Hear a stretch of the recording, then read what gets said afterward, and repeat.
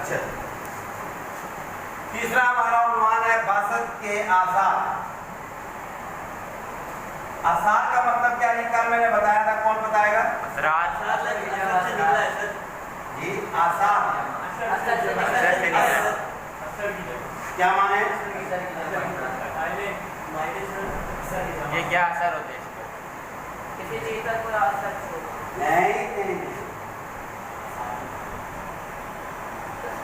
کے بعد کیا چینجز، علامات۔ آثار کا مطلب ہے علامات، نشانیاں۔ آپ صلی اللہ علیہ وسلم کی بعثت کی نشانیاں کیا رہنما ہوں؟ آپ اس دنیا میں نبی بنائے جا رہے تھے، تو آپ کے نبی بنائے جانے سے پہلے کچھ علامات ظاہر ہوئی۔ ان میں سے 3 علامات آپ کی بک میں لکھی گئی ہیں، وہ آپ کو پتہ ہونا ضروری ہے، وہ میں یہاں پہ نوٹ کر دیتا ہوں۔ پہلی علامت، اس میں بھی دیکھیں، میں پھر بتا رہا ہوں، ہیڈنگ نہیں دی گئی، میں ہیڈنگ دے کر کے پھر سمجھاتا ہوں تاکہ آپ کے ذہن میں، دماغ میں بیٹھ جائے۔ پہلی ہیڈنگ ہے جی، سب سے پہلے روشنی کا نظر آنا، بلکہ لکھیں مخصوص روشنی کا۔ کس کا؟ مخصوص روشنی کا نظر آنا، یہ پہلی علامت۔ دوسرا، سچے خوابوں کا آنا۔ نمبر 3، پتھروں اور درختوں کا سلام کرنا۔ 1، 2 اور 3۔ بیٹا، آپ صلی اللہ علیہ وسلم کے نبی بننے سے پہلے آپ کو 3 نشانیاں خاص طور پر نظر آئی، 3 علامات نظر آئی۔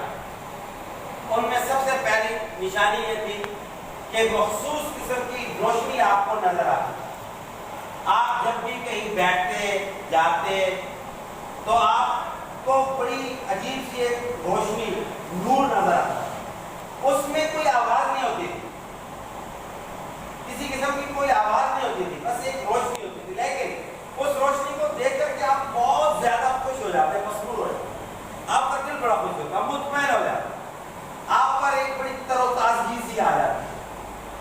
اور یہ ایک مخصوص علامت تھی آپ کے نبی بنائے جانے کہ آپ کو ایک نور، ایک روشنی نظر آنا شروع ہو گئی۔ شایان، پہلی علامت کیا نظر آئی؟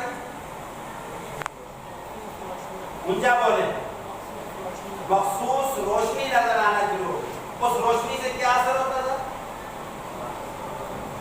آپ صلی اللہ علیہ وسلم بہت زیادہ خوش ہو جاتے، آپ کا دل مطمئن ہو جاتا، آپ تر و تازہ ہو جاتا۔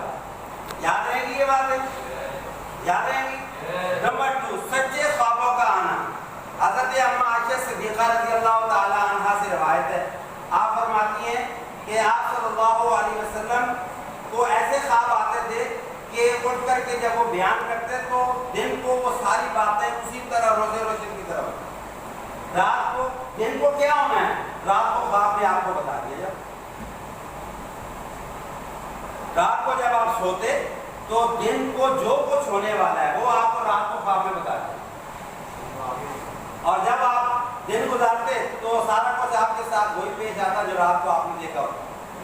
یہ علامت تھی آپ کے نبی بلائے جانے، یہ علامت تھی آپ کے نمبر 3، پتھروں اور درختوں کا سلام کرنا۔ آپ صلی اللہ علیہ وسلم جہاں سے گزرتے تھے، دائیں بائیں اگر پتھر ہوتے تو وہ بھی سلام کرتے تھے، السلام علیکہ یا رسول اللہ۔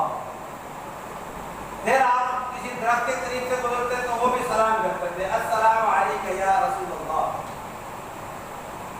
ہجرت کے بعد آپ صلی اللہ علیہ وسلم ایک پتھر کے قریب سے گزرے تو آپ نے فرمایا کہ یہ وہ پتھر ہے کہ جو مجھے سلام کیا کرتا تھا۔ جب آپ پتھر مکہ ہوا ہے نا، بعد جب گئے تو اس مقام سے گزرے، اس جگہ سے، مکہ سے اس جگہ سے گزرے جہاں سے وہ پتھر، وہ درخت سلام کیا کرتے تھے۔ تو آپ نے لوگوں کو بتایا کہ نبی بننے سے پہلے یہ وہ درخت ہیں، یہ وہ پتھر ہیں جو مجھے سلام کیا تھا۔ تو یہ 3 علامتیں آپ کے نبی بننے سے پہلے ظاہر ہوئی۔ پہلی علامت بتائیے کیا تھی؟ ہاں جی، ایک بولے صاحب ستھرا، آپ بولے۔ آپ کو مخصوص روشنی نظر آتی تھی، اس میں کوئی آواز ہوتی تھی؟ کھڑے ہو کے بتائیں۔ نو سر۔ کیوں؟ اس کا کیا اثر ہوتا تھا؟ سر آپ کے سر خوش ہو جاتے تھے۔ شاباش۔ آپ کو زہر بتائیں سچے خوابوں کا آنا۔ شاباش۔ روزے روشن کی طرح وہی کچھ آپ بتائیں۔ پتھروں اور درختوں کا سلام کرنا۔ شاباش، ویری۔ بھائی یہ تینوں علامات یاد رہیں گی؟ یہ 3 علامتیں ہیں، آپ نے یاد رکھنی۔ اس کے بعد اس کے بعد بیٹا چوتھا ہمارا عنوان ہے باسل کا مقصد۔ یہی ہے نا مقاصد، باسل کے یعنی آپ کو نبی بنایا کیوں بنایا ہے، آپ کو نبی بنا کر کے کیوں بھیجا گیا، اس کا مقصد کیا۔ قرآن پاک میں آپ کے نبی بنائے جانے کے 4 مقصد بیان کیے ہوئے۔ کتنے؟ 4۔ کتنے؟ 4۔ کسی کو پتا ہے؟ پہلی یہ اس کے لوگوں کی ہدایت کے لیے۔